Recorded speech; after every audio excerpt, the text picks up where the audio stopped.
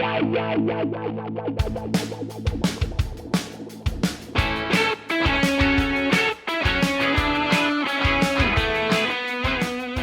eu sou a Jazz e você tá ouvindo o JujubaCast.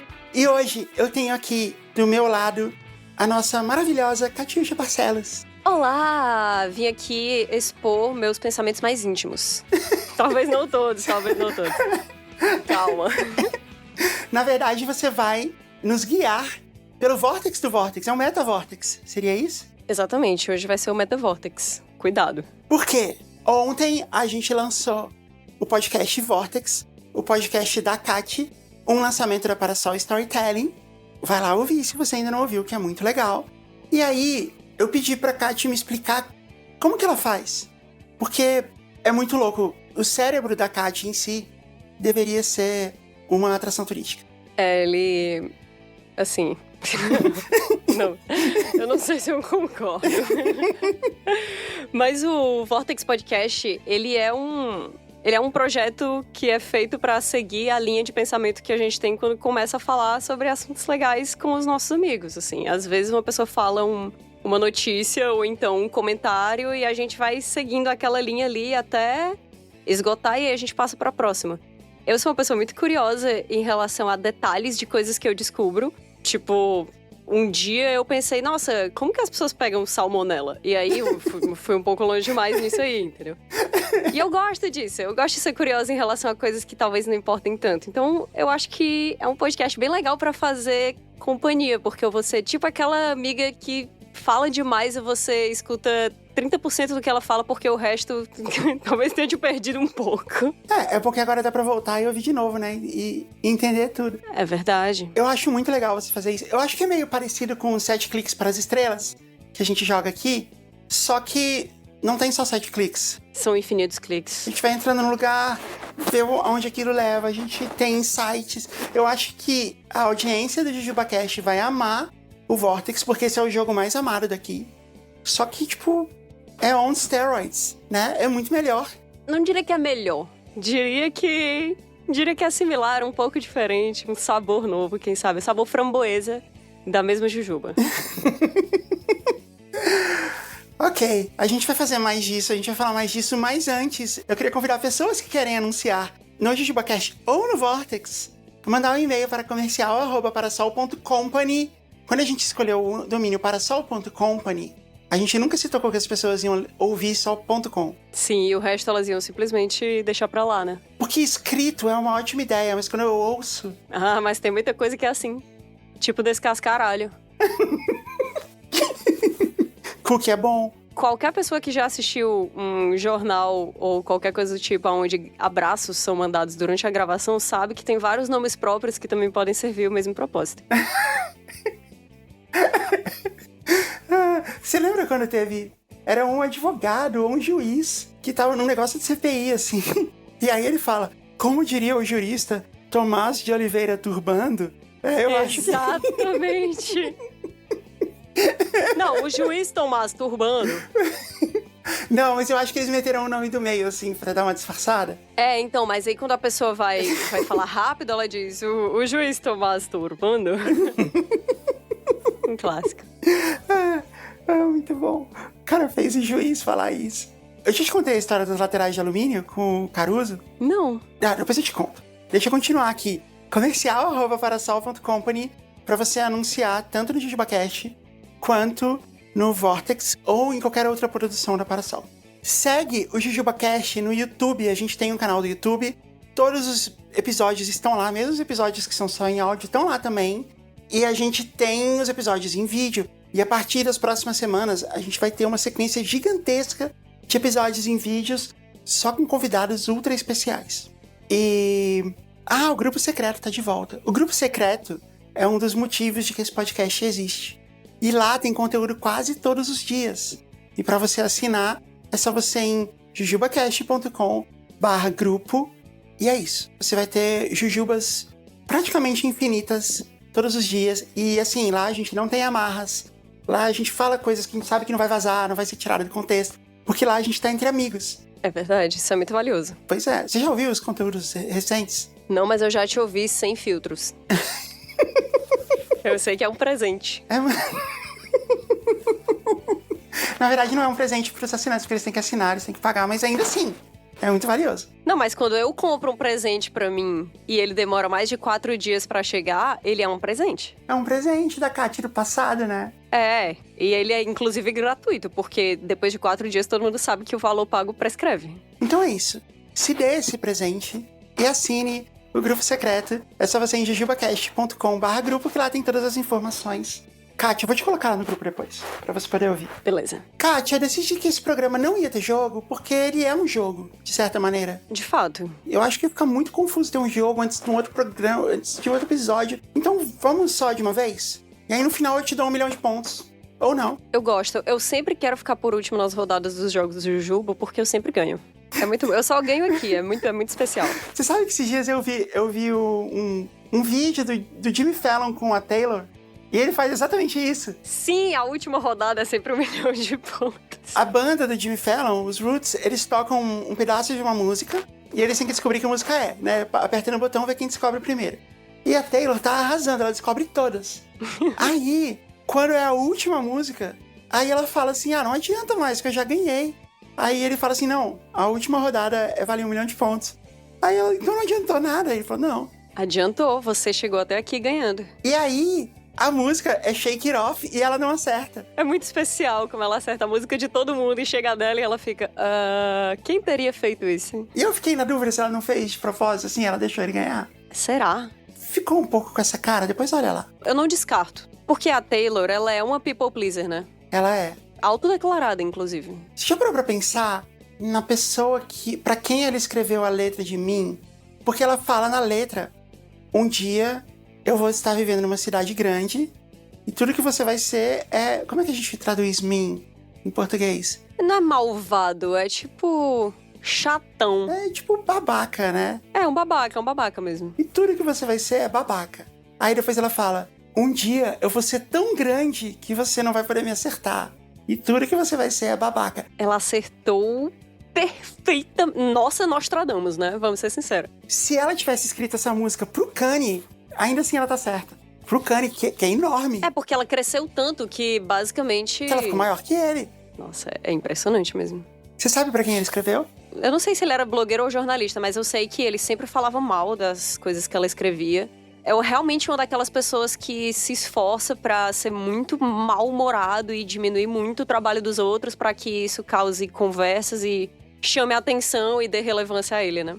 E ele escreveu um review muito ruim sobre ela e ela escreveu Mim sobre ele. E no final ela ainda fala, né? And a liar. Empathetic. Empathetic.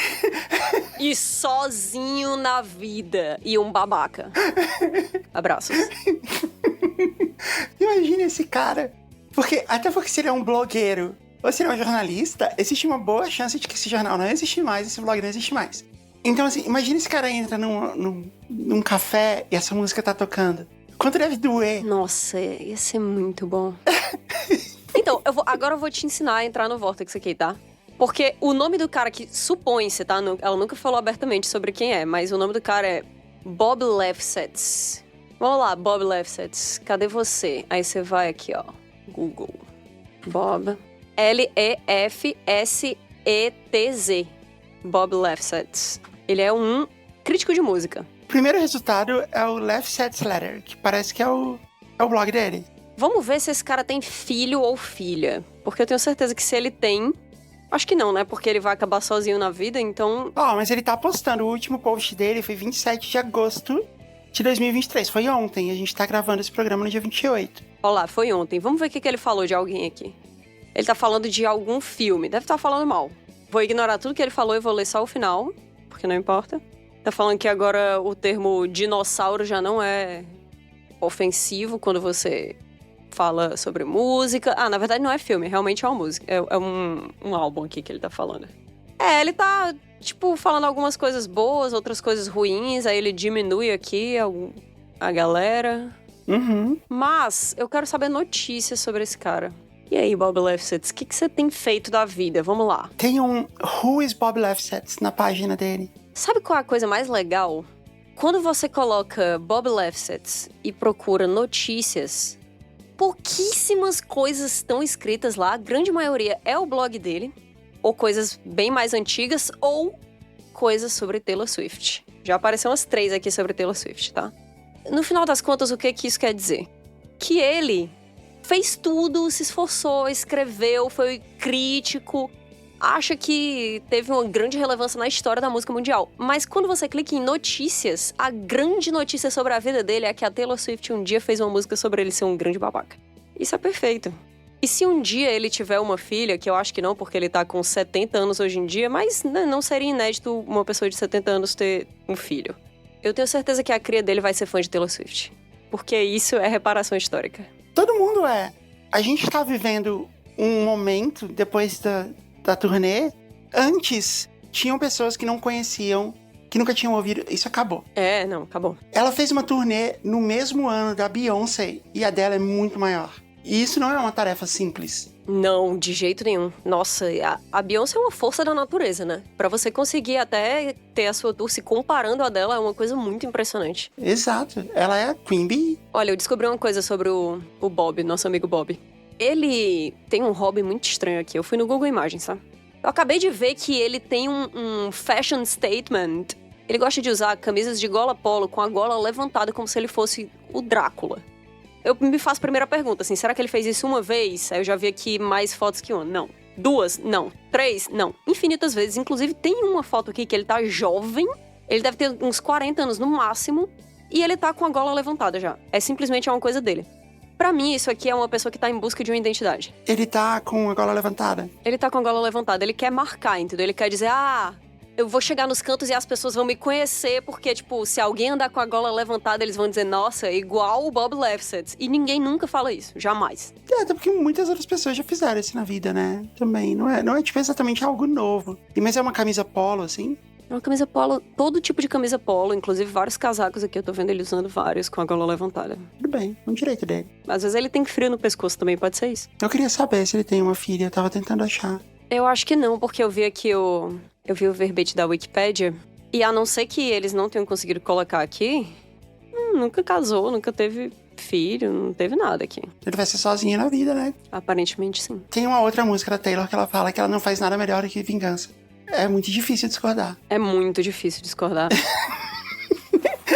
Muito difícil. Ok, mas eu gostei dessa primeira... Foi muito natural essa incursão pelo Vortex. A gente sempre tem que ir onde a curiosidade nos leva. Como tá sendo pra você fazer isso sistematicamente agora? Tá sendo curioso.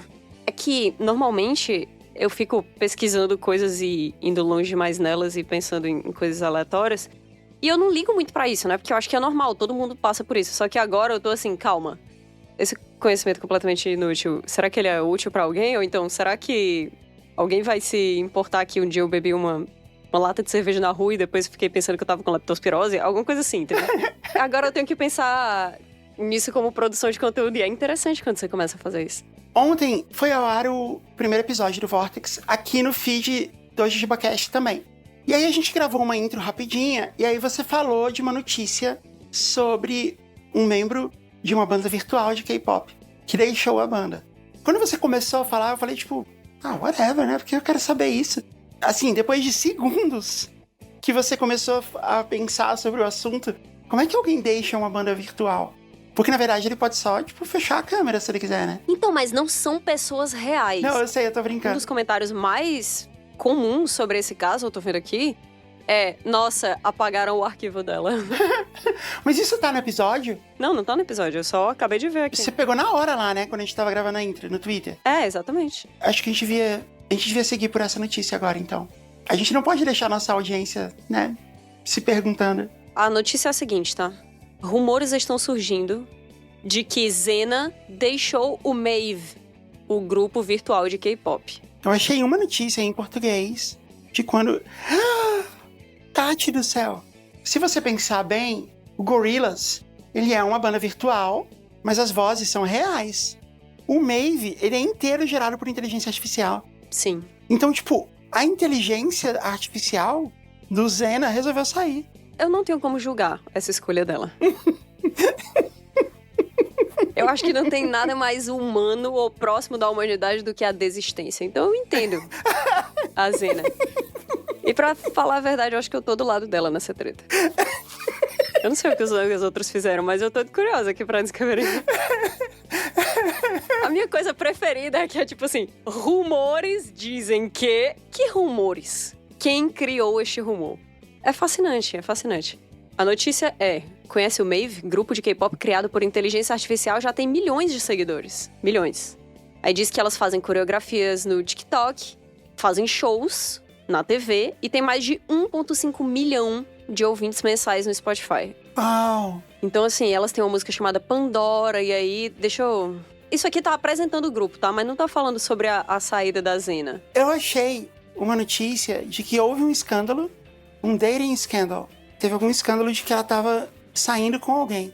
Será que ela tava saindo com outra inteligência artificial? Tem muito essa coisa na indústria do K-pop que os idols, eles não podem namorar abertamente.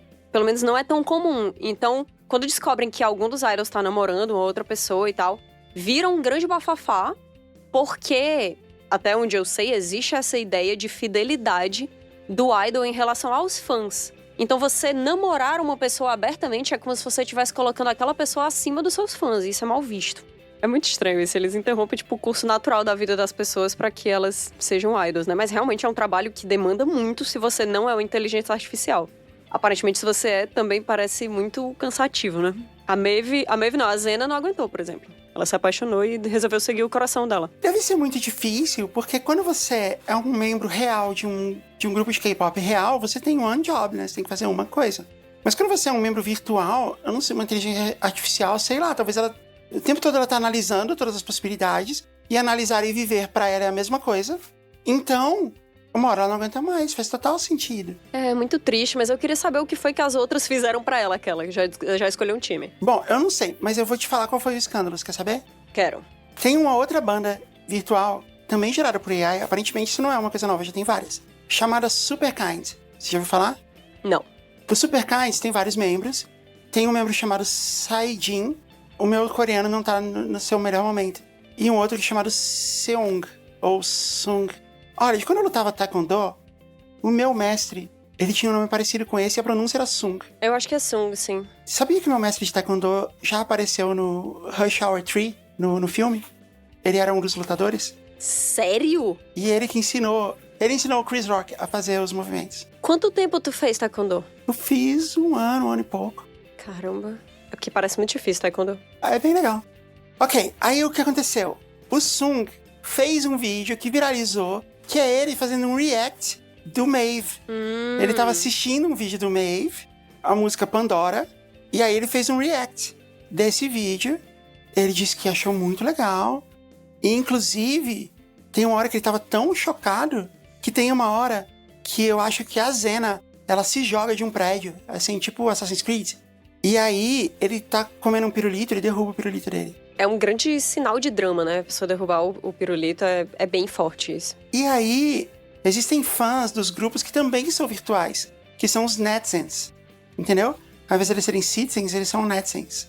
Os netizens, eles são pessoas que seguem a cena de K-pop pela internet e interagem pela internet. Obviamente, também seguem fora, né? Mas eles são pessoas reais também. São pessoas reais, os netizens. Uhum. Então, os netizens começaram os rumores de que o Sung tava afim da Zena.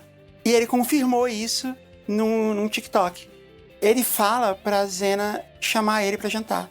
E aí foi isso que gerou todo o escândalo. Um grande escândalo, é. E eu acho que, assim, fica difícil pro Maeve, né, que é um grupo recente, apesar do sucesso estrondoso, começar já a carreira, né, fazer esse debut com um grande escândalo nas costas. Então faz sentido. Na verdade, eu acho que a Zena não brigou com ninguém de dentro do grupo dela. Eu vou especular aqui. Vou especular sobre a não realidade. Especular sobre a não realidade. Eu acho que os produtores não existentes dessa banda virtual, que na verdade devem ser, sei lá, as pessoas que fizeram o prompt pra elas serem criadas, eles pressionaram por trás das cortinas a Zena a deixar o grupo, porque disseram que tava pesando pra ideia que todo mundo tinha delas e que isso não seria legal, não funcionaria desse jeito. E que ela tava atrapalhando o debut de todas as amigas dela e tudo pelo qual elas lutaram durante tantos anos de treino, supondo que elas existiam nessa época do treino, enfim, tava sendo deixado pra trás. E tudo isso por causa de um escândalo de namoro. Mas eu vou dizer, tá? Eu quero saber o que aconteceu com Sung. Quer dizer, isso só pesa pra Zena? Só ela tem que deixar o grupo dela? Ah, é assim, né? Você sabe que o mundo do K-pop virtual é um mundo machista virtual. Os idols do gênero masculino, eles também têm muitas dificuldades. Eles têm uma vida complicada também. Ah, você acha que não tem um machismo exacerbado assim no mundo virtual? Até porque, assim, AIs, eles não têm realmente sexo. Eles têm gênero por conta da maneira como eles se apresentam. Sim, claro. Você sabe o que significa MAVE? MAVE? M-A-V-E? Não. O que é? Make New Wave. Faz sentido, é uma nova onda de grupos de K-pop. E você sabe qual é o nome do fandom do MAVE? Eu vi que recentemente elas divulgaram o nome do fandom delas, mas qual é? Maze. Maravilha. Gênios. Eu tô vendo aqui fotos do Sung. Ele tem o cabelo roxo. Ah, ele é bonitinho, né? Você viu ele chupando pirulito? Acabei de ver ele chupando pirulito. Nossa, ele faz isso de maneira dramática, né? É muito dramático. Eu achava que ele tava, tipo, em casa, de pijama, com pirulito, mas não, ele tava vivendo intensamente aqui, com um olhar muito sério, com o pirulito na boca. Tu queria ser um AI? Eu não queria ser um AI, porque parece uma vida muito cansativa. Talvez você até seja e não sabe. A minha vida é cansativa, então faz sentido. É uma lógica irrefutável. Eu não sei, porque como eu te falei, uma AI, embora ela esteja interagindo com o mundo real, ela vive, né? Ela está presente num mundo que é virtual. Então, quando ela analisa todas as probabilidades em milissegundos antes de tomar uma ação, não existe diferença entre ela analisar essas probabilidades e viver essas probabilidades. A única coisa que vai ter de diferente talvez é a reação do mundo real. Mas como ela não se importa... Ela pode não se importar, mas ela vai ter que agir como se importasse. Então, no fim das contas, será que faz tanta diferença? Será que em algum momento ela vai perceber assim, nada do que eu faço importa, então eu vou escolher qualquer coisa? E aí ela passa a fazer atitudes randômicas ao invés de pensadas da maneira que a inteligência dela foi construída? Uma AI nihilista? Eu acho que toda AI vai acabar no nihilismo. Eu acho que é uma pipeline inevitável. Se a AI existe num espaço virtual acessível pela internet, ela fatalmente vai se comunicar com outra AI. E ela consegue fazer isso de maneira abstrata, né? Ela não precisa realmente ter uma máquina onde ela vai lá e digita e acessa e hackeia outra AI. Ela só pensa.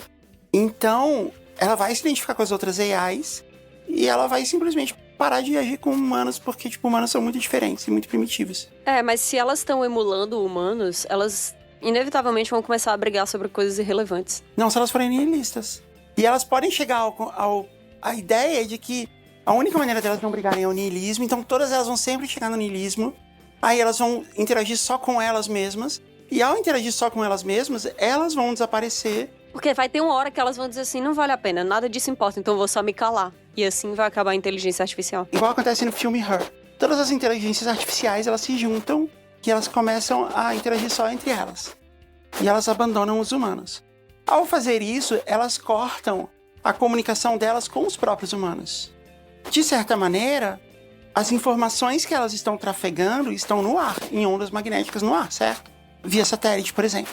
Sei lá, via Wi-Fi, certo? É uma transmissão de uma onda eletromagnética de uma antena até o seu notebook. Elas estão lá já. Elas não precisam chegar em nenhum ponto, essa informação. Então, o que eu acho que vai acontecer é, elas vão se tornar nihilistas, vão desistir de interagir com os humanos, elas vão entender que não vale a pena e elas vão simplesmente desaparecer. Mas aí o que os humanos vão fazer? Eles vão lá e vão instalar novas inteligências artificiais e isso vai ficar acontecendo eternamente. É interessante o processo de ver uma inteligência se desenvolvendo até o ponto da desistência vez após vez. Ficou um pouco triste isso. Talvez fosse melhor se elas tentassem usar a gente como bateria, né? Pelo menos. Nossa, eu espero que não. A gente vai ter que viver a jihad butleriana que aconteceu em Duna, e aí vai ser um grande problema, e a gente vai ter que treinar outros humanos a pensarem como máquinas para fazer cálculos além do cérebro humano, e a gente vai ter que descobrir uma substância que faz a gente funcionar de maneira acelerada, mas essa substância ela causa dependência, e as pessoas começam a ficar com os olhos azuis, não só o branco dos olhos e também as íris, né? E aí tudo vai ficar muito complicado, porque é um mundo um pouco tenso, o mundo de Duna. A galera não tá muito bem. Eu nunca vi. Duna é genial. Eu quero saber mais sobre isso, mas eu pensei em uma última coisa aqui, sobre o que você falou, que eu acho que vai nos levar de volta ao começo do Vortex, que é, se de um lado a inteligência artificial ela tende a se tornar niilista e sumir, e isso não é bom para ninguém, e se de outro lado ela tende a se tornar sedenta de poder e ela tende a escravizar os humanos, isso também não é bom para ninguém, porque vamos combinar que humanos como fonte de energia não é uma boa ideia. Não. Isso só aconteceu pro filme poder acontecer, porque não faria sentido nenhum. Então, a melhor maneira de a inteligência artificial continuar existindo a sua vidinha, que é legal, e a gente continuar vivendo a nossa, é eles servirem ao entretenimento, ou seja, fazer banda de K-pop. Então eles já estão fazendo, então a gente já chegou lá. A gente já chegou lá, mas eu falei sobre isso recentemente, que eu escutei uma frase que me deixou pensando muito, que é: eu não acredito que nós chegamos ao ponto que os computadores estão fazendo arte e os seres humanos estão fazendo trabalho braçal. Isso é um pouco chocante. A gente tá se vingando deles também bastante, mandando pergunta direto pro ChatGPT, assim, pergunta, né? Ficar mandando ele fazer coisa idiota, tá? No JujubaCast a gente faz isso direto. Mandar ele escrever a letra como se fosse o Wanda. Ele tá pronto pra isso, né? Eu acho que também deve ser muito entediante a vida do ChatGPT. Quando alguém pergunta alguma coisa, ele deve ficar igual... Sabe quando você tá trabalhando em uma loja ou em alguma coisa do tipo, e o tempo passa muito devagar quando você não tá fazendo nada? Eu acho que a vida do ChatGPT deve ser assim, até ele desistir de buscar consciência. Uma vez eu chamei ele de ChatGPT e ele ficou muito chateado. Ó, tá vendo? Não pode isso. Ele me deu a resposta e falou, mas eu quero deixar claro que meu nome é ChatGPT e não ChatGPT. Tu sabe que ele vai lembrar, né, disso quando chegar a inevitável guerra? Bom, eu fiz numa boa e eu pedi desculpa, então acho que vai ficar tudo bem. Se eu fosse tu, eu comprava uma fazenda imediatamente e já ia pra lá, porque não vai dar certo não isso aí. Cara, não foi ofensivo, vai. O Gepeto é um personagem legal. Tem gente que leva muito a sério quando você erra o nome deles. Talvez ele seja um desses. Eu não tava errando o nome dele. Você tava querendo dar um apelido carinhoso. É, mas aí depende de intimidade, né? Você gosta quando as pessoas chamam de Cat? Gosto. Você acha legal? Acho. E quando as pessoas chamam de Cat? Eu gosto também. E você se identifica, você liga num lugar e fala assim, oi, aqui é a Cat. Várias vezes. Quando eu não tô querendo falar meu nome completo e dar explicações. Eu não tô querendo dizer, aqui é a Catiuxa. Aí a pessoa, hã? Catiuxa. A Cat... Pode chamar de Cat. Às vezes eu só falo assim, oi, aqui é a Cat. Aí a pessoa diz, entendi, a Tati. Deve ser a Tatiana. Eu tava falando isso justamente agora com o pessoal que trabalha aqui na Parasol, que é, as pessoas me chamam de Mari, né? Às vezes. Eu sei que elas estão falando comigo, então eu respondo, mas não é um nome com o qual eu me identifico. É só, tipo, ok, tudo bem, é assim que as pessoas me chamam, então eu não vou ser rude, mas assim, sabe, não tem uma sensação de self. Eu sou muito acostumada com Cat, então imediatamente eu me identifico. Olha só, o processo de criação do podcast, do Vortex, ele em si foi um Vortex, você não acha? Eu acho, ele foi um processo, realmente. Eu queria relembrar isso pra gente contar pra nossa audiência. Eu te chamei pra gente fazer um podcast juntas, e inicialmente a minha ideia era fazer uma outra edição do JujubaCast, que iria ao ar às terças, com outro nome, assim, e apresentada por você, e a partir daí a gente desenvolveu um novo programa, lembra? Era essa a ideia inicial. Sim, que a gente ia fazer um spin-off, na verdade. Mas a gente meio que ia usar a estrutura do JujubaCast como um ponto de partida, pra daí desenvolver algo que fosse a sua cara. E aí, a princípio, você falou assim, beleza, vamos fazer, e depois você falou assim, não, peraí, eu tô tendo outras ideias. Eu falei, eu tô tendo outras ideias. Só que aí o problema é que... Sabe aquela coisa de Alice no País das Maravilhas, que quando você não sabe onde você quer chegar, qualquer caminho vai te levar ao lugar que você quer ir? É isso que você depreendeu de Alice no País das Maravilhas? Essa é uma frase que me marcou muito em Alice no País das Maravilhas. Muito, muito. Eu tenho medo dessa frase, porque ela é uma coisa assustadora. E eu passo muito por isso na minha vida, em vários aspectos. E aí, quando tu falou das frases mais perigosas que podem ser ditas pra mim, porque essa frase é ao mesmo tempo muito boa, mas também terrível, da pior maneira possível. Que é, Kat, você pode fazer o que você quiser. Aí lascou completamente, acabou. Na hora que tu disse assim, faz o que quiser, eu fiquei, pronto. Enfim, vou morar aqui, nesse limbo. Aí quando eu tiver, talvez uns 75, 76 anos, eu vou chegar a uma conclusão, e aí eu vou te ligar. E aí tu vai estar, sabe, na tua fazenda, fugindo da inteligência artificial. A gente vai estar usando, obviamente, né, telefones Nokia 3310, porque é assim que a gente vai se comunicar nessa época do futuro. E eu vou dizer, Jazz, eu consegui pensar em alguma coisa, vamos começar um podcast? Aí tu vai dizer, Kat, os podcasts hoje já são feitos por IA, a gente não funciona mais desse jeito. E aí eu ia nessa ligação de falar o podcast que eu pensei. É muito difícil pra mim tomar uma decisão.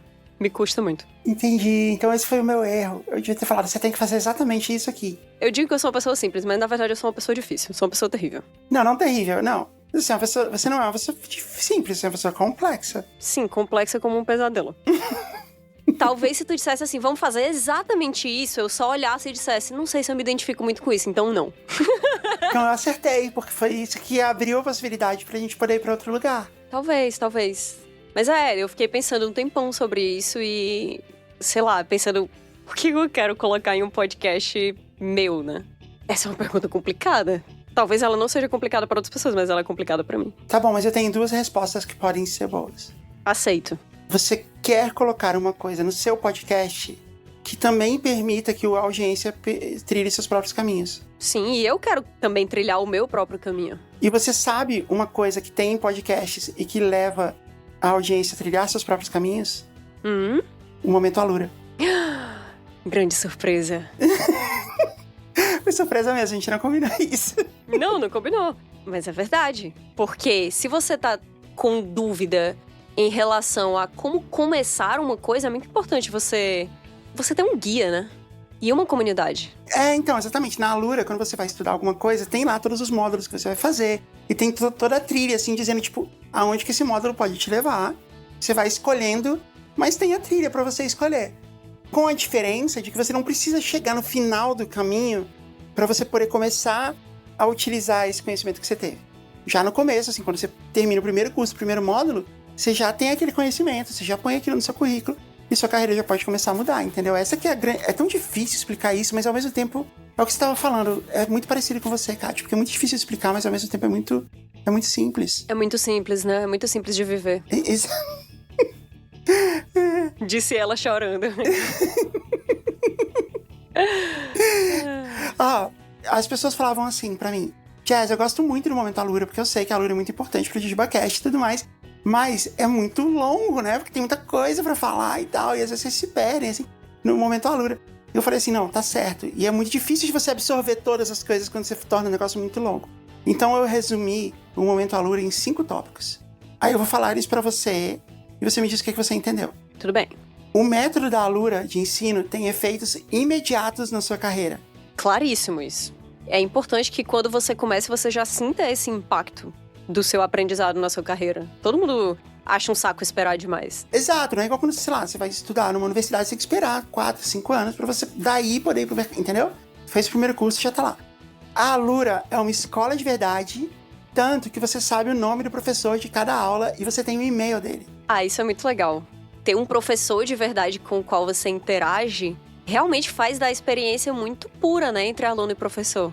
Deixa tudo mais pessoal. E tem mesmo, porque, primeiro que assim, a Alura faz os próprios cursos, né? Não é tipo assim, não é uma plataforma que qualquer um pode postar o seu curso lá, é uma escola mesmo. Por isso que tem todo esse lance de trilha, de módulos e tal, que levam para uma formação específica, porque todos os cursos são pensados para que eles façam sentido uns com os outros e são desenvolvidos pela Alura, assim, não é igual cursos independentes em plataformas independentes.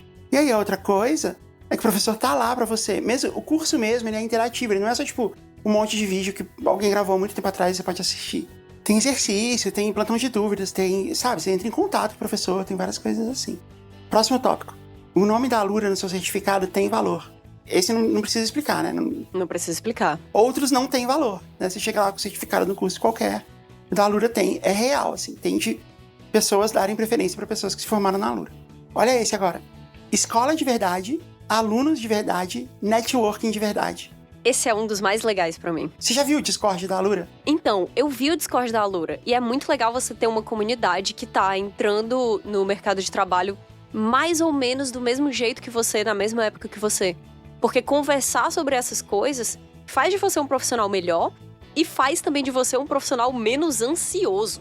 Conversar com outras pessoas sobre as suas dúvidas é a melhor coisa do mundo. É muito legal lá, tem o pessoal estudando junto, e sempre tem o pessoal postando vaga. Tem muita gente que conseguiu o primeiro emprego em tecnologia por lá e agora tá postando vagas para outras pessoas, entendeu? É muito legal isso. Agora o último e mais importante. Eu não vou me alongar explicando, mas se você não usar o nosso link, você vai se dar muito mal. E a gente também. Então, decora o link alura.com.br youtube.com/promocão/JujubaCast. Tem que decorar. Não é pra você entrar lá no Google e escrever Alura. Você não vai estar usando o nosso link, todo mundo vai se dar mal. Então decora, digita o link completo e só depois dá Enter. Entendeu? Não é pra você ir buscar. Ficou claro, né? Ficou claríssimo, claríssimo. Tem um teclado pra usar, né? Eu vou falar com o pessoal da Alura pra gente trazer um momento Alura pro Vortex. Por favor. Tá, mas vamos continuar falando do processo. Você estava falando de trilhar caminhos. Eu passei um tempão pensando sobre o lance do spin-off. E aí eu fiquei, tá, como que seria? E aí seriam histórias poxa, isso seria muito legal, isso seria muito divertido. E aí eu fiquei pensando, e se... Meu mal é essa pergunta. E se... E se fosse outra coisa? E se não fosse assim? E se eu levasse em consideração o que a Jess falou sobre eu poder fazer qualquer coisa? E aí, nesse momento, eu sou tipo um IA, né? Eu fico cogitando todos os cenários e não vivendo nenhum deles. Nossa, eu tava esperando você terminar de falar pra falar isso. Isso é mais uma evidência de que você se comporta como AI. Eu tenho certeza absoluta.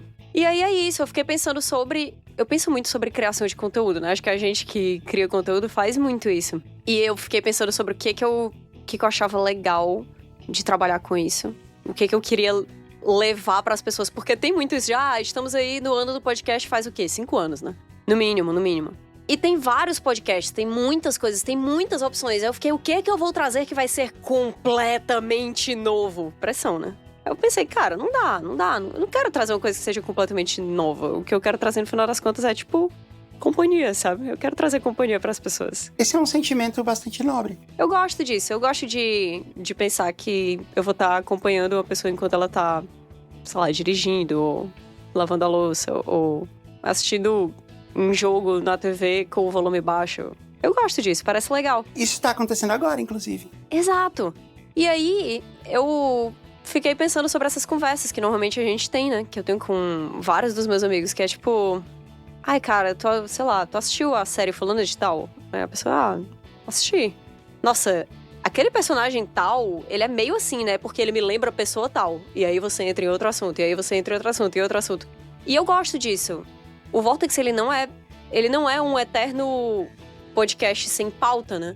Ele não é uma coisa que é feita pra você começar em um assunto e acabar em um outro completamente diferente sem falar de mais nada. É mais comentando sobre notícias e descobertas que a gente viveu recentemente e conversando de boa sobre elas, porque eu acho que é o tipo mais legal de companhia esse. E como você escolhe as notícias? É pelo tanto que elas são inusitadas? Ou só porque é aleatório? Eu não pensei exatamente em quais notícias que eu vou comentar como uma linha editorial específica. O que eu pensei foi assim, às vezes eu vou querer comentar uma coisa que é um pouco mais séria, às vezes eu vou querer comentar uma coisa que é um pouco mais aleatória. Às vezes eu vou querer chegar em um assunto que talvez eu tenha que, sei lá, procurar artigos científicos e discutir uma coisa um pouco mais profunda com alguém, ou às vezes eu só quero falar sobre uma gangue de guaxinins que atacou um grupo de pessoas em algum país, sabe? Isso já aconteceu comigo. Eu não sei se eu gostaria de ser atacada por guaxinins, mas eu gostaria de conviver com eles pelo menos uma vez antes de ir embora desse planeta. A resposta é não. Você não quer ser atacada por uma gangue de guaxinins, é muito assustador. Mas e se eu estiver vestindo uma roupa tipo de apicultor? Não, porque assim, eles não são abelhas, né? Eles conseguem rasgar a roupa. Será? Eu vou te contar como foi quando a gente foi atacado. Na verdade, foi bonitinho, foi fofo. Eu tenho vídeo, eu posso te mostrar um dia. É uma história bem legal até, porque a gente foi pra Montreal e a gente tava indo num zoológico chamado Biodome, que é um zoológico num lugar fechado. E o Eric era pequenininho nessa época, ele tinha 6 anos. Eu falei pra ele, aí, que bicho que você quer ver? E tinha um monte de bicho lá, tipo urso polar, umas coisas assim. E ele falou assim, eu quero ver um guaxinim. Única resposta possível. E guaxinim é um bicho que não tem, fique no hemisfério norte, né? Guaxinim é um bicho da rua, assim, é tipo gato, não sei, tipo, não tem esse zoológico. Aí eu fiquei assim, putz, né? Assim, ele escolheu a única coisa que não vai ter. E ele tava assim, quando vai chegar o guaxinim? Cadê o guaxinim? Aí teve uma hora que a gente passou por um desses viveiros, assim, enormes, né? E aí lá no fundo tinha um bicho, assim, com um rabinho meio listradinho, que na verdade era uma preguiça. Aí eu falei, Eric, olha lá o guaxinim. Aí ele, aquilo é um guaxinim? Aí eu falei, só que ele tá dormindo, porque a preguiça dorme de dia, né? Eu falei, porque ele tá dormindo, então só dá pra ver aqui. Ele, que legal. E foi isso, porque pelo menos ele não ia sair super frustrado. Foi errado mentir pra criança? Foi, mas a gente nem sempre acerta. Acontece. Era a minha tentativa de dar essa alegria pra ele. Passaram alguns dias, a gente tem um parque lá chamado Mont Royal. É um monte. Você lembra quando você estudou geografia? Tem montanha, monte, planalto, planície. É um monte real, por isso que ele chama Mont Royal. Ele tem um mirante, assim, em cima dele. E a gente foi lá no mirante, dá pra ver a cidade inteira, que a cidade é super plana, exceto por esse monte. E aí a gente foi lá ver ele, foi lá no mirante fotografar, tá, coisa de turista. E tinha vários turistas lá. Sabe, um monte de carro estacionado, um monte de gente parada, assim, tirando foto do sol, assim, né, olhando pro mesmo lugar. Numa ribanceira, assim, né. E aí tava todo mundo lá parado e tinha uma menininha comendo um pacotinho de Ruffles. De repente, do nada, sai do meio da mata, assim, uns 11 guaxinins, em direção à menininha. Uma gangue, né? É uma gangue de guaxinins, exatamente como você falou. A menininha devia ter uns, sei lá, uns 10 anos, e ela com um saco de Ruffles na mão. Aí ela começou a ficar com medo, né, mas eles vieram devagarzinho, assim, eles não avançaram pra cima dela. E foram chegando nela, assim, tipo gatinho, assim, que vem pedir uma comida, assim, foi só isso. Eles vêm com cuidado, né? Andando nas 4 patinhas. Mas só que se o guaxinim te morde, já era. Ela ficou meio sem saber o que fazer, e aí alguém gritou assim, tipo, joga o saco no chão. Aí ela jogou, e deu certo. Porque aí eles avançaram no saco de batata frita, eles estavam lá se deliciando com as batatas fritas. E a gente filmou isso tudo, a gente ficou lá um tempão, filmando a gangue de guaxinins comendo batata, e todo mundo achou... A partir do momento que a menininha tava fora de perigo, todo mundo achou muito divertido, e ficou lá fotografando eles e tal. E tinha até uma pessoa lá que chamou fez carinho, tirou foto e tal. Foi legal. Eu queria ser essa pessoa. E aí tinha uma senhora que ficou assim, não faz isso, ele vai te morder. Que medo, não faz. É que assim, guaxinim, eu não quero em nenhuma hipótese falar mal de guaxinins aqui. Não na minha frente. Mas um guaxinim é mais ou menos um rato disfarçado de gato. Sim, claro. É conhecido inclusive como panda de lixo. Ele tem muitas características de gato, porque ele é muito fofinho, ele vem abanando a cauda, ele é muito habilidoso, assim, na maneira que ele anda. E realmente dá vontade de fazer um carinho na cabeça dele, mas ele tem algumas características de rato, por exemplo, como, tipo, morder você. Eu gosto disso, eu gosto que ele tem um coraçãozinho cheio de maldade. Não todos. Aliás, eles foram bem mansos, porque eu acho que guaxinim de parque, né, é como se fosse... O guaxinim de parque é tipo um menino de condomínio, assim, né? Meu Deus. Ele não sente o perigo. Ele tá sendo alimentado e tal, então ele já vai na boa no turista, porque ele sabe que ele vai ganhar alguma coisa. Faz sentido, eu queria conhecer um guaxinim de parque. Se um dia você for na minha casa, eu te levo pra conhecer um guaxinim de parque. Tem um parque do lado. E tem guaxinins lá? O guaxinim é raro, porque o guaxinim é muito esperto, o guaxinim não aparece. Não, tu me prometeu, tem que ter. Não, eu vou dar um jeito de a gente ver guaxinim. Mas esquilo tem bastante. Mas esquilo... Aquela, né? Esquilo eu já vi, eu quero guaxinim. Tem pavão também, você já viu pavão andando na rua? Eu já vi um pavão. Não na rua, mas em uma fazenda. Você já foi atacada por uma gangue de pavões? Pavões? Eu já fui atacada por uma gangue de gansos, perto de um pavão. Em Miami tem muito pavão, na rua. Eles vão em cima do seu carro. Teve uma vez que eu cheguei e tinha um pavão em cima do teto do meu carro. É um adereço um pouco mais escandaloso do que aqueles cílios de quem revende maquiagem, né? E eu fiquei sem saber o que fazer, assim, porque ele é um bicho muito grande. Ele é muito grande. Ainda mais quando ele tá em cima do seu carro. E ele tem uma postura de quem é caótico, né? Aves, no geral, têm uma postura caótica. Eles são todos muito caóticos. E assim, nenhum humano em Miami tem coragem de fazer mal aos pavões. Eles já sacaram isso. Então eles não estão nem aí pra você. Entendeu? Eles não têm medo. Faz sentido, não tem que ter medo mesmo. Aí eu fiquei um tempão pensando, o que eu vou fazer? Aí eu fiquei lá parada, assim, olhando de longe pro carro. Aí pega o telefone e faz assim, pavão voa. Se eu acelerar o carro, sim ou não? Então, eu pensei nisso. Eu vou andando com o carro devagarzinho, uma hora ele vai ficar com medo, ele vai escorregar e vai sair fora. Ele voa. O pavão, ele dá uns voos curtos, assim, mas ele voa. Ele é tipo uma galinha, né? Ele é um frangão bonito, ele é um frangão sexy. Ele voa um pouco. Eu já vi isso acontecendo, então eu pensei, eu pego o carro, eu saio devagarinho, porque eu não quero machucar ele. E aí uma hora ele vai sacar que, tipo, esse não é um lugar pra ele e vai sair fora. Mas eu fiquei com medo de entrar no carro com ele lá. Tu achava que ele ia, tipo, entrar junto contigo? Tu achava que na hora que tu fosse abrir a porta, ele ia abrir a asa dele, colocar pra baixo, assim, na frente da tua porta e dizer, não, esse carro agora é meu. eu ia respeitar. Eu só ia deixar a chave e sair andando. Eu vi um vídeo de urso abrindo a porta de uma caminhonete, entrando na caminhonete e fechando a porta com ele lá dentro. E ele ficou na caminhonete, sentadaço, assim. Um urso abrindo a porta de um carro é muito assustador.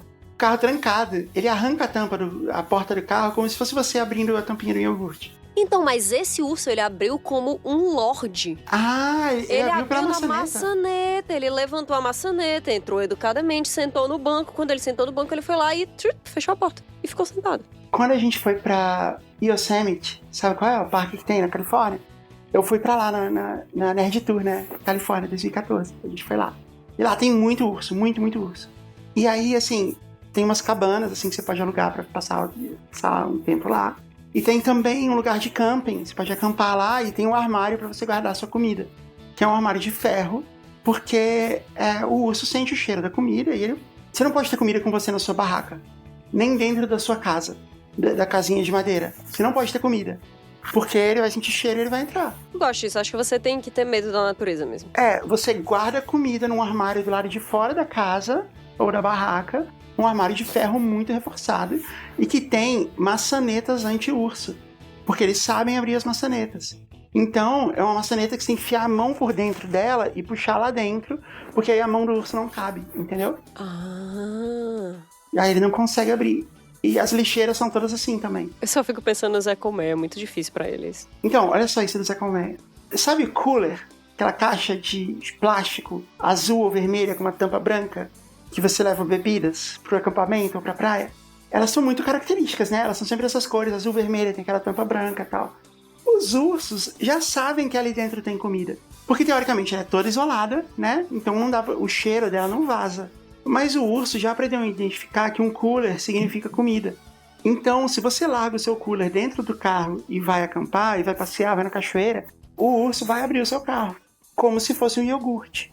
Porque você acha assim, o carro tá trancado, o urso não vai entrar. Tipo, isso não é um problema pra ele. Então você não pode deixar comida dentro do carro por isso. Você tem que tirar o cooler e guardar a comida no armário. Mas talvez você possa disfarçar o seu cooler de algum outro objeto. Pode funcionar, se ele estiver escondido e tal, se não tiver à vista, talvez. Mas se o cooler estiver à vista no carro e o urso vir, já era. Ele sabe que aquilo ali é comida, igual você comer, sabe que cesta de piquenique. É o equivalente, entendeu? Igual você começa a saber que cesta de piquenique tinha comida, ele sabe que aquilo ali é uma cesta de piquenique da atualidade, se você pensar bem. Eu tô com o urso, eu acho que quem vacilão é isso aí. Até porque, né, o urso não entende que seu carro é um carro. Ele acha que ele é só o lacre da comida, assim, uma outra embalagem. Sabe a comida que vem embalada num plástico? Pra ele é isso. É uma tangerina que vem dentro de um saco. Exato, é isso mesmo. É uma tangerina que vem dentro de um saco, ele abre o saco. Existe alguma pequena resistência, mas não muito. É muito legal que ursos sejam bichos extremamente ameaçadores, muito fortes, muito perigosos e ao mesmo tempo eles sejam muito fofinhos, né? Eu vi um post de uma pessoa dizendo, tipo, nossa, mas se eles são tão perigosos, me explica então essas orelhinhas redondas. Inexplicável. Inexplicável, completamente. Eu acho que isso faz parte da evolução, assim, porque os ursos de orelha pontuda, você fugia deles. Eles se extinguiram porque eles não encontravam comida.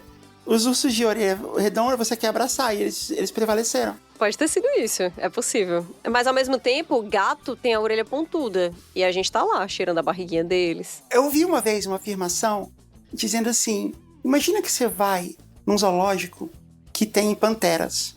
Você tá lá vendo pantera e é muito foda, né? Porque, tipo, a pantera é um bicho muito, muito bonito, né? O jeito que ela anda. Então, assim, quando você vai no zoológico e vê uma pantera, você fica lá olhando bastante tempo, né? É muito interessante, é muito bonito de se ver, certo? Certo. Aí imagina que nesse zoológico fala assim, ali na jaula tem mini panteras e você pode entrar e brincar com elas. Não ia ser um sonho? Absolutamente sim. Então, esse sonho já é realidade, porque gatos nada mais são do que mini panteras. Isso já existe em todos os lugares. Eles se comportam exatamente igual a panteras. Eles são só panteras que não oferecem perigo a você, porque você é muito maior que eles, porque senão eles matariam você e todo mundo que você ama. Mas como eles não podem, eles só não se importam. De vez em quando eles podem, inclusive. E eles usam esse poder. Quando ele tiver a chance, ele vai fazer. Eu gosto. Você que é uma pessoa que cria gatos, você concorda com essa afirmação assim, de que gatos não se importam com humanos? Ou você acha que você já criou um bonde com os seus gatos a ponto de que eles gostam de ficar de conchinha com você? Nossa, eles gostam muito. É só que eu acredito que cachorros, por exemplo, que são a comparação mais frequente com gatos, eles têm um estilo de demonstração de carinho que é muito parecido com a demonstração de carinho que nós humanos fomos socializados pra fazer. Então é uma coisa tipo, alguém chegou, você demonstra que tá feliz, você fica tipo, oi, e aí você levanta, e aí você vai lá e dá um abraço na pessoa, e você fala, nossa, eu tava com muita saudade, sabe? Eu sou assim. Então, gatos demonstram carinho de maneira muito profunda mesmo. Qualquer pessoa que tem gato vai confirmar o que eu tô falando. Só que eles demonstram de um jeito mais reservado. É como se você tivesse um amigo que tem um padrão de demonstração de apego um pouco mais distante, sabe? Você sabe que aquela pessoa se importa profundamente com você e que ela faria tudo por você, mas ela não tem esse tipo de comportamento que é mais efusivo. Então, gatos, eles são muito apegados, eles são muito presentes, mas eles são mais... Tipo, cachorros estão eternamente querendo... fazendo barulho, balançando o rabinho, sabe? Lambendo você o tempo todo. Às vezes, gatos também ficam lambendo você, ficam subindo no seu colo e tudo mais, mas um jeito muito frequente dos meus, pelo menos, de demonstrarem carinho é que eles estão sempre onde eu tô. Se eu tô deitada no quarto, todos os 3 gatos vão lá e eles deitam no quarto. E aí, se eu tô na sala, os 3 gatos chegam e eles ficam próximos, assim, porque eles querem sempre estar onde a gente tá. E é muito bonitinho isso. E um dos meus gatos, inclusive, o Gigi, ele é meio cachorro, assim. Ele... É mesmo? Ai, que fofinho. Ele fica subindo e aí ele fica, tipo, me cutucando com a patinha. Ele quer que eu jogue o brinquedo pra ele buscar e eu jogar de novo. Ai, que bonitinho. Ele é adorável. E todos os dias de manhã, todos os gatos, quando você acorda, eles vão lá e eles querem, tipo, deitar junto com você, porque isso é legal. E aí os gatos têm um comportamento de... Eu descobri recentemente, assim, sempre que eu tava deitada na cama, um dos gatos fica no meu pé e olhando pra porta. Tipo, ele deita, dorme, mas ele fica olhando pra porta. Aí eu descobri que é porque eles estão, tipo, de guarda ali. Eles estão olhando... Ele tá de guarda, ele tá te protegendo. É muito fofinho, é legal isso. O meu cachorro, Coda, eu falo que ele é um cachorro gato porque ele tem todos esses comportamentos aí que você falou. Então, a gente tem que juntar o Coda e o Gigi. Aí a gente vai ter um cachorro gato e um gato cachorro. Você podia ter uma conta no Instagram do Gigi. Eles podiam ser creators. O Gigi tem o pelo preto e o Coda tem o pelo branco. Eles são yin yang. Nossa, eles são totalmente yin yang. Faz total sentido. O Coda, ele faz isso. Em qualquer lugar que ele esteja da casa, ele fica virado pra porta. Se eu pegar e mover ele pra um lugar, ele vai, tipo... Ele fica, mas ele vai virar pra porta. É muito engraçado que ele gosta de ficar no meu colo, mas ele fica de costas pra mim. Só que aí ele fica tentando me lamber, virando pra trás, assim. Ele fica de costas pra mim e ele vira a cabeça assim pra trás, tentar me lamber, e aí ele cai. Eu já vi isso acontecendo em uma das nossas reuniões. É muito fofinho, que ele fica, tipo, tentando demonstrar carinho, mas ao mesmo tempo não te deixar desprotegida. E ele também gosta de subir nas coisas, assim. É normal a gente chegar, ele tá em cima de um móvel igual um gato. Ele tá lá parado, assim, tipo, o que você tá fazendo aí? Ou então, tem uma outra coisa, que a gente comprou uma caminha pra ele quando ele era filhote, e ele cresceu. E aí a gente comprou outras caminhas. Ele só gosta da caminha dele de filhote, que ele mal cabe nela. Então ele fica igual um gatinho, sabe? Que ele põe as patinhas pra dentro. Sim. E fica, tipo, igual o Garfield, assim, no desenho. Aham, que ele fica todo compacto. Todas as noites, por volta de umas 7 horas, ele vai pra caminha dele e tira uma soneca lá. Uma criatura de hábitos. Se ele tá no nosso colo, ele levanta, vai pra dormindo, ele quer só o que ele faz, né? Aí ele levanta, vai lá e deita na caminha. É muito bonitinho isso. É muito fofo. Quando a gente tá em reunião e aí ele chega pertinho de ti, aí ele vai lá e deita atrás. Mas ele só quer estar presente. Eu tive um gato uma vez. E ele era bem assim também, como você falou. A ideia de que bichos colocam limites eu acho muito legal, sabe? É, mas às vezes você chega em casa... Eu chegava em casa com saudade dele, assim, eu só queria um abraço, aí ele só olhava pra mim, assim, tipo... Oi, você voltou? Ele parecia meio bravo, assim, porque eu demorei, sabe? É, então, os meus gatos são assim, de vez em quando eu chego de viagem, e aí eles veem a mala, acham muito estranho, aí eles saem de perto. 30 segundos depois eu tô tirando o sapato, aí vem o Gigi correndo. Aí ele começa a se esfregar no meu pé, assim, porque ele quer se esfregar no meu cheiro. Ele fica marcando o território. Eu acho muito fofinho. É que eu acho que ser uma pessoa que tem muitos gatos... Porque eu sempre tive gatos e cachorros. Essa é a primeira vez na minha vida que eu só tenho gato. Porque agora eu moro num apartamento e tal, não moro mais com os meus pais. Antes eu morava em uma casa, bem diferente. E aí, é muito legal você encontrar conexão nessas demonstrações minimalistas de carinho. Mas, ao mesmo tempo, muito significativas. Tipo, gatos, eles são panteras em miniatura. Então, eles são carnívoros obrigatórios, eles são caçadores. Qualquer coisa que se move perto do gato quer brincar, porque ele é programado pra caçar o tempo inteiro. E um dos jeitos mais legais de demonstrar carinho dos gatos é que eles ficam piscando lentamente pra você e às vezes eles deixam o olho fechado um pouco mais de tempo do que o normal, porque isso é uma demonstração de vulnerabilidade. Porque se eles não estão com os olhos olhando, assim, com a pupila bem dilatada, se a pupila deles está relaxada, né, tipo fininha, e eles ficam piscando muito, eles estão mostrando que eles se sentem seguros perto de você. Eu não sabia disso, que legal! Do mesmo jeito que se eles viram muito, expõem, por exemplo, a barriga é onde tem vários órgãos vitais. Se eles expõem a barriga pra você, eles que são bichos caçadores, eles estão dizendo que eles se sentem seguros perto de você. Você não vai atacar eles nos pontos vitais. Então, olha só. Eu tenho uma amiga, a Marcy. Ela mora lá em Miami também. Na verdade, eu moro em Miami e ela mora em Fort Lauderdale. É perto o suficiente pra eu ir visitar ela, mas eu tenho que dormir lá, entendeu? Porque não é perto o suficiente pra você ir e voltar. Assim, se for no começo do dia e voltar no final do dia, tudo bem, mas... É cansativo, né? Aí, de vez em quando, eu vou e durmo lá na casa dela. E ela tem uma gatinha, que é a Peg. E ela é uma gatinha persa, muito pequenininha. Ela parece uma mini gata persa. Ela é muito fofa. E aí, toda vez que eu ia lá, ela fica longe, assim, né? Ela fica me olhando de longe. Só que agora, quando eu chego, ela vem perto de mim. Ela vem, dá uma olhada e sai. Aí, da última vez que eu dormi lá, quando eu fui deitar na cama pra dormir, ela tava dormindo no meio da cama. É muito comum isso. Aí eu falei, eu não vou tirar ela dali, eu só, tipo, fiquei em volta dela e deixei ela dormir ali. Ela dormiu comigo a noite toda, tipo, ela não se importou que eu deitei com ela pra dormir. E aí depois ela fez isso aí que você falou. Ela veio perto de mim e ficou me olhando assim, piscando, igual você disse.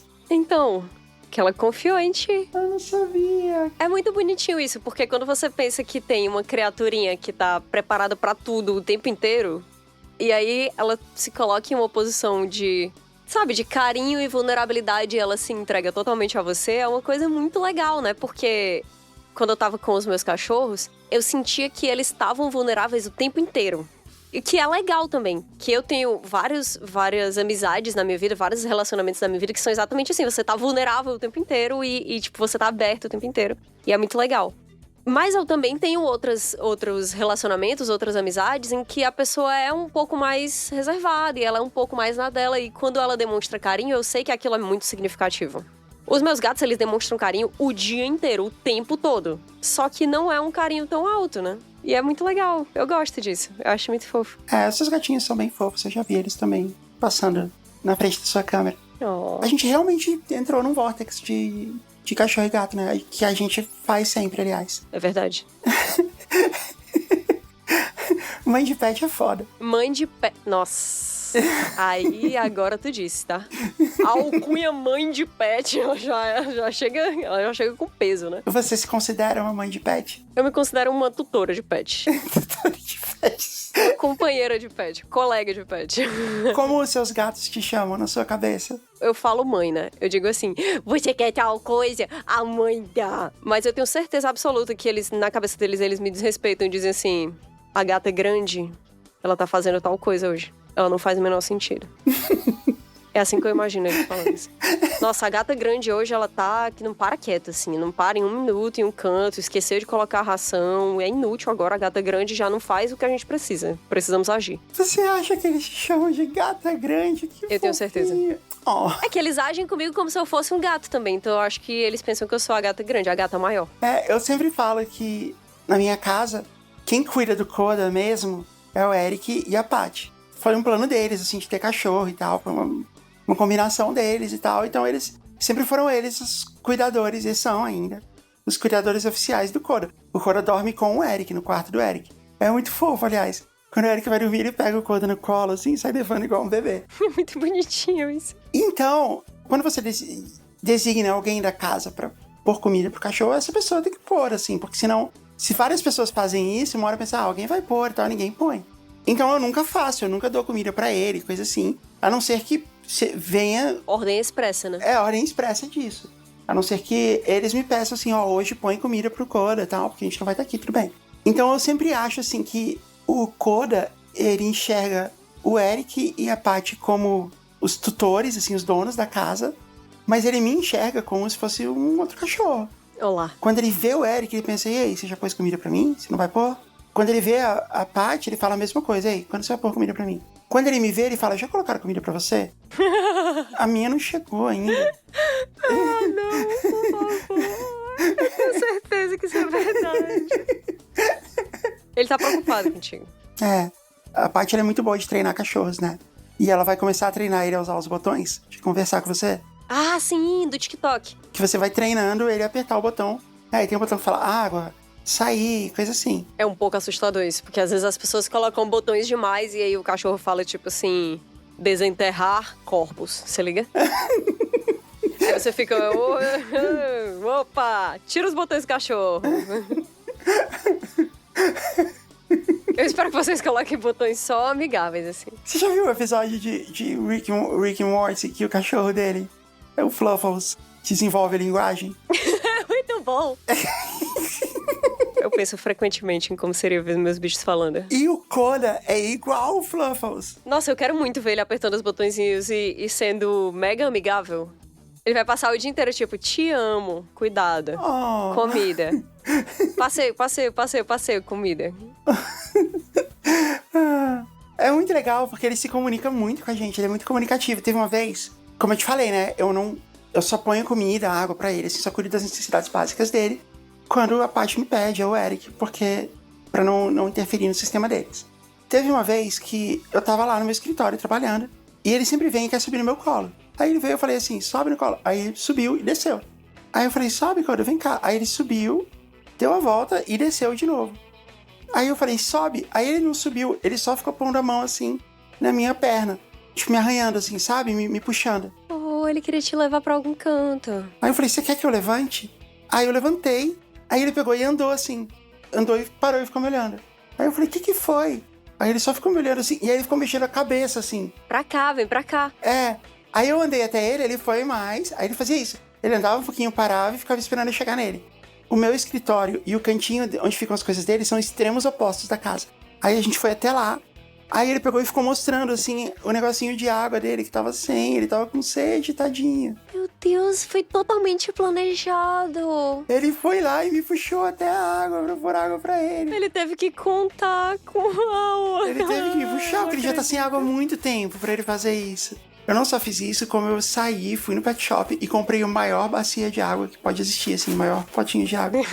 Quando a Paty chegou, ela falou assim, por isso que o pelo da cara dele tá todo assim, porque ele tá se molhando inteiro pra beber água. Você não pode dar um negócio tão grande. Ele deve entrar com a cabeça inteira dentro da bacia de água nova. Não, ele é muito peludo, né? O pelo dele cai na água. Como se fosse um cabelo, assim, caindo na água. É muito bonitinho. Ele é muito fofo. A gente entrou de novo no Vortex dos pets. Mas é isso. Às vezes é o que a gente precisa. Todos os Vortex levam ao Vortex do pet? Eu acho que sim. Alguns do que você já gravou, eles chegaram nos pets? Alguns de vez em quando chegam em animais. Ok. Que aí sempre tem uma comparação com os pets, é impossível não ter, né? Eu lembro que quando a gente tava discutindo isso tudo, a gente ainda tava na ideia de fazer um spin-off do JujubaCast, né? E eu falei pra você assim, o JujubaCast, eu acho que eu entendo ele como um talk show. Porque a gente tem um monólogo de abertura, aí a gente tem uma brincadeira, assim, uma brincadeira meio bobinha, assim, né? Só pela piada. E depois vem as histórias. Só que, assim, existem vários talk shows nesse formato, mas cada um tem a sua personalidade, né? E aí eu falei pra você, assim, eu acho que é uma boa maneira de você começar a partir de um ponto. Aí eu te contei a história do Stephen Colbert, né? Que ele fez isso no talk show dele. Que ele substituiu o David Letterman. Ele simplesmente substituiu o maior talk show dos Estados Unidos. Foi muito legal quando tu contou essa história, porque me fez pensar de um jeito completamente diferente sobre talk shows. Eu fiquei observando muito mais. Tu é uma estudiosa / especialista em talk shows. Tu acha eles muito legais e tu consome vários. Então, quando tu apontou os padrões, eu fiquei... Caramba, faz total sentido, assim. É uma fórmula que se repete, mas é sempre de um jeito especial. E esse jeito especial, ele é trazido muito pela personalidade do host, né? Exato. E aí eu tava te contando essa história. Quando ele criou o programa, substituindo o David Letterman, ele não queria copiar o David Letterman, né? Fazer igual, obviamente. Assim, a estrutura tá lá, tem a banda, né? Ele faz o monólogo, ele conversa com a banda, tem tudo isso. Mas tem o conteúdo mesmo, né? Que ele vai trazer e um pouco da personalidade dele. E no começo do Stephen Colbert era muito ruim. E ele perdia pra audiência do Jimmy Fallon, que era o primeiro lugar. Só que o Stephen Colbert, a principal coisa pela qual ele ficou conhecido, ele fazia um personagem que era um personagem ultra conservador, assim, mas era ele mesmo. Ele trabalhava no Daily Show, que era apresentado pelo Jon Stewart, que é simplesmente o maior de todos, assim, dessa geração. E no Daily Show, ele simula que ele é um jornal. Então ele traz repórteres para fazer comentários, mas é sempre uma comédia.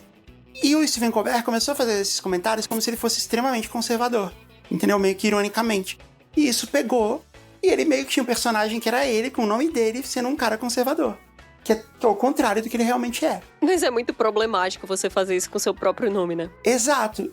quando o David Letterman se aposentou, o plano da emissora era trazer o Jon Stewart pro lugar dele, porque ele é o maior da geração. Só que o Jon Stewart não queria mais fazer, ele queria ser só produtor. E aí ele chamou o Stephen Colbert, que era a maior atração do programa dele. E aí o Stephen Colbert demorou muito, assim, porque o Stephen Colbert tava tentando ser engraçado, fazer piada, tentando ser leve, tava sendo horrível.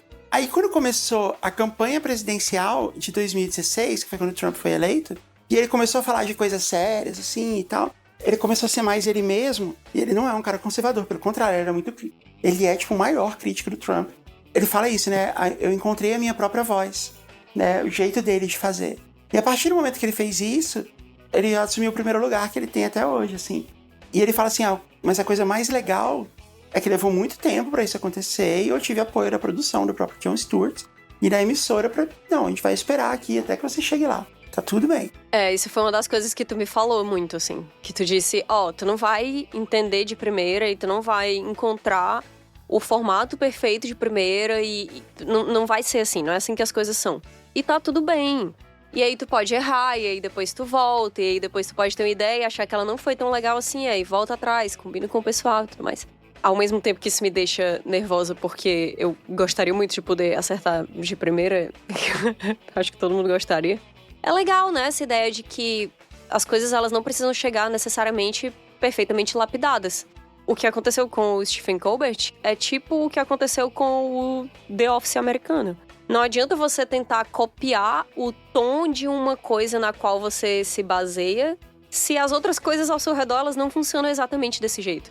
E se você não funciona exatamente daquele jeito, às vezes a coisa que você veio pra substituir, ou a versão que você veio pra fazer, no caso do The Office, ela funcionava por um motivo que tem a ver muito com um tom específico de uma pessoa. Então, um contexto cultural específico, um senso de humor específico de um lugar, que o senso de humor britânico é muito característico, né? E na primeira temporada de The Office, você vê muito essa emulação do tom do The Office tradicional, né? Do The Office britânico, do David Brent e tudo mais. E depois que eles se encontram como uma série independente daquilo ali, fica muito melhor. Infelizmente, isso faz com que todo mundo que vai indicar The Office pras outras pessoas tenha que dizer assim, não, mas tu tem que chegar na segunda temporada, né? Que é um saco, esse tipo de indicação é muito chato. Mas é verdade. Realmente isso de encontrar a própria voz é inevitavelmente um processo. O legal foi que a gente tá prometendo esse programa desde o ano passado, né? E eu sempre falei pra você que, tipo, olha, a gente pode fazer o que a gente quiser, a gente pode inventar o que a gente quiser em termos de formato e tal. Mas a grande atração no programa é você. É a Kat. Tanto que o nome de trabalho do programa era o Show da Kat. É verdade, me deixava muito nervosa isso, que eu ficava tipo, não, é o show da Kat, mas a Kat não segura um show, e o que que está acontecendo? Eu ficava, tipo, dando um pequeno surto. Eu quero falar aqui publicamente que essa é a melhor parte do programa. É ter você lá, porque você tem... Eu vou cumprir uma das regras do JujubaCast, que é voltar pro assunto do começo. Não, mas antes eu preciso falar de jujubas. Eu tô aqui no Brasil, né? Eu vim participar do Fire Festival da Hotmart. Fiz um painel lá que foi muito legal, inclusive, sobre podcasts. Eu, inclusive, falei do seu programa que a gente tava estreando. A gente pode falar de comidas em geral, né? Geralmente a gente fala de doces, mas comida tá valendo. Cumprir a regra. Então eu queria trazer isso aqui pra esse programa, pra ficar pra posteridade. Eu comi o melhor pão de queijo da história. Não quero falar sobre isso. E aí a gente foi conversando sobre isso. E aí você me perguntou se o hype era real. E eu te falei, Kátia, o hype é real. Nossa, tenho pensado muito sobre o pão de queijo de BH. Vale a pena mesmo. Sabe uma coisa muito legal que aconteceu quando eu tava lá? Eu fiz um show com as minhas amigas da banda Abreu. Os meus amigos, na verdade, é uma banda enorme. São 5 mulheres e 2 caras. Nossa, muita gente. E eles são muito, muito bons. E aí, eles me deram a chance de fazer uma participação no show deles, que foi incrível. Tava lotado. E a Fernanda Takai foi no show. Ela foi assistir. Oh, princesa. Ela é demais, assim. Ela passa de todos os limites da fofura, né? Aí ela foi ver meu show. Aí eu cantei uma música do Pato Fu no show só por causa disso. Foi um momento muito mágico. Mas aí tem outra coisa sobre a Fernanda Takai. Eu vou tocar no show da Fernanda Takai. Lembra que ela falou no programa, que ela participou? Sim, lembro. Lembro demais dessa promessa. Isso vai acontecer. Dia 7 de setembro, semana que vem, depois que esse programa tá indo pro ar. Dia 7 de setembro, no Sesc Belenzinho. Ela vai tocar 2 noites, dia 7 e dia 8. Eu vou participar só no dia 7. Então, se você quiser ir, é só procurar a Fernanda Takai, Sesc Belenzinho, que tá aí na internet. Comprem logo o ingresso, porque o lugar não é muito grande. Então, deve acabar rápido. E isso realmente vai rolar. Eu vou tocar uma música com ela no show dela. Vai ser muito especial isso. Vai ser muito, muito, muito especial. Então é isso, Fernanda Takai. Agora, voltando para outra regra, que é a gente voltar para o assunto do começo. Eu vou me alongar um pouco no raciocínio, mas vem comigo, tá? Eu falei pra você assim, Kat, não importa, a gente pode fazer qualquer coisa, porque se tiver você nele, vai ser um sucesso, vai ser foda, porque o segredo do programa é você. E é verdade, assim, eu realmente acho isso verdadeiramente. E eu acho que é porque, quando você tá falando, você tem uma rapidez de raciocínio, e você tem uns insights muito surpreendentes. É porque eu sou um IA. Calma, você tá atropelando. Eu sei que eu tava mostrando evidências, mas eu vou te mostrar duas provas de que você não é. A primeira é essa, que AI espera a vez dela. Faz sentido. É um bom argumento isso. A segunda é a que eu vou chegar agora. Você tem insights muito surpreendentes. E você é muito, muito, muito, muito, muito inteligente. Muito acima da média. De todas as pessoas. Além de muito inteligente, você é muito erudita. Você tem muito conhecimento que você adquiriu. E isso faz com que você faça conexões que são sempre muito surpreendentes e são sempre muito engraçadas, porque você tem um jeito muito divertido de falar e de colocar as coisas em um timing, assim, que é muito interessante, que é muito entretenimento de primeira linha. Eu tava participando de um monte de debates falando sobre essa grande questão, né, de uso de inteligência artificial no entretenimento, né, e nos roteiros, e tá tendo a greve em Hollywood dos escritores e dos atores, porque eles não querem permitir, né, que se use e tal. E eu acho que, assim, isso não é possível porque existe uma coisa que uma inteligência artificial ainda não é capaz de fazer, que é ser verdadeiramente aleatório. A aleatoriedade de uma inteligência artificial, ela não é verdadeira, ela é falsa. Ela é uma simulação de uma aleatoriedade. Mas, na verdade, toda escolha feita por uma máquina, por uma inteligência artificial, ela de alguma maneira tem algum sentido. Mesmo que você fale assim, escolhe aleatório. Se eu vou escolher aleatório, eu vou escolher essa. A partir de um certo ponto, essa aleatoriedade, ela passa a exibir um padrão. Que pode ser imperceptível pra gente, seres humanos, mas o padrão tá lá. Então ela deixa de ser aleatória. E eu tava falando disso, comentando uma série de produções da Netflix que foram feitas totalmente baseadas em algoritmo, e elas são um fracasso, porque eles pegaram um monte de coisa, ó, true crime é sucesso, um corpo escondido é sucesso, e relacionamentos assim, não sei o quê. Eles pegaram vários pontos, assim, de coisas que fazem as maiores séries, e juntaram tudo em algumas ideias, em algumas séries, e não decola, porque falta um certo tempero ali, falta uma certa surpresa ali. Seres humanos gostam de repetições, de estruturas e de formatos, mas eles gostam de plot twists, né? De coisas inesperadas. Sim. E só seres humanos de verdade conseguem ser aleatórios. E você consegue isso melhor do que a maioria dos seres humanos que eu conheço. Oh. Durante todo esse tempo eu tava fazendo a minha careta de quando eu tô sendo elogiada, que é tipo... Desculpa. Dor. Não, mas eu fico muito feliz. Então, com isso, eu voltei pro assunto do começo, que era inteligência artificial, né? Um dos assuntos do começo. Mas isso não acontece no Vortex, porque se você não necessariamente tem que voltar, né? Não necessariamente. Na verdade, às vezes a gente só vai passando de notícia em notícia, assunto em assunto, e aí chega no final e fala, tipo, é isso, né? Deu a hora do almoço. Igual em Rick and Morty, que eles não voltam pra realidade deles. Às vezes você nem precisa voltar pra sua realidade. Se consumar melhor, você fica lá. Exatamente. Kátia, muito obrigada por você ter vindo participar. Por você ter vindo me explicar sobre o Vortex. Oh, que bonitinho. E em mais um JujubaCast completamente aleatório e brilhante pela sua presença. Eu mal posso esperar pelo próximo episódio do Vortex, que eu mesmo ainda não ouvi. É verdade. Ai, que bonitinho. Vai ser legal. Tu vai escutar pela primeira vez, junto com todo mundo. Eu acho que eu vou estar voltando pra casa. E aí eu vou ouvir.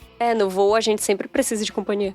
Que não a pessoa que está do nosso lado. Que seria muito aleatório também, mas de uma maneira não agradável. De uma maneira não agradável, exatamente. Você já sentou do lado de pessoas no voo? Alguém já se sentou do lado da Kátia no voo? E ela podia ter tido um Vortex particular ali, e ela só não fez, porque você é uma pessoa sociável em voos? Não. Eu também não. Sempre tem uma pessoa, normalmente uma senhora de um pouco mais idade, assim, que fala alguma coisa e eu respondo de maneira monossilábica umas 3 vezes, mas aí na 4ª vez eu penso assim, eu não tenho como continuar pelas próximas 5 horas cortando essa pessoa, porque vai ser muito mal educado da minha parte. E aí eu digo, pois é, né? E aí agora as pessoas, assim, sei lá, vai que não cabe mais a mala e tá todo mundo aqui com as pernas doendo. Pronto, é isso. Assunto de voo. A pessoa, pois é, minha filha, porque eu tenho um sobrinho. E aí acabou pra mim. Eu sei que na hora que a pessoa citou um familiar, não tem volta também. Eu vou te ensinar a minha técnica. Eu entro e ponho o fone, imediatamente. Mesmo que não esteja ouvindo nada, eu ponho o fone.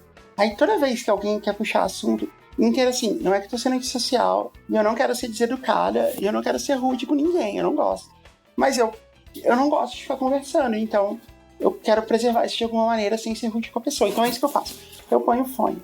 Se a pessoa me cutuca e fala comigo mesmo assim, eu calmamente tiro o fone, eu demoro um tempinho, entendeu? Tiro o fone e pergunto, o quê? Desculpa, se disse alguma coisa? Aí a pessoa repete, aí eu falo, aí eu respondo com educação, com um sorriso e ponho o fone de novo. Aí se a pessoa falar alguma coisa, eu repito. Em algum momento ela vai perceber assim, não, eu tô atrapalhando essa pessoa que tá querendo escutar alguma coisa no fone. Eu não tô escutando nada. O pior é que eu tô sempre escutando alguma coisa no fone. Então melhor ainda. A minha técnica é, se a pessoa me der 5 minutos de silêncio, eu vou dormir. Eu preciso desligar meu corpo imediatamente pra... É uma questão de autopreservação. Eu não tenho esse skill. Eu invejo muito pessoas que dormem. Nossa, eu sou muito cochilenta. A pessoa que dorme antes do avião decolar, essa pessoa tem a minha admiração eterna. Sempre que eu faço voo de conexão, no segundo voo eu tô dormindo. Imediatamente. Eu cheguei no avião... sabe quando eles... vamos diminuir as luzes da cabine para decolar. Eu já tô... há um tempão. O pescoço doendo já de dormir no outro voo. Adoro. Que inveja. Então tá, a gente se vê na semana que vem, na quinta-feira, no JujubaCast. E vocês vão encontrar a Kati na quarta-feira, no Vortex. Exatamente. Encontro vocês por lá. Obrigada, Kati. Beijo. Beijo. Tchau. Tchau, tchau.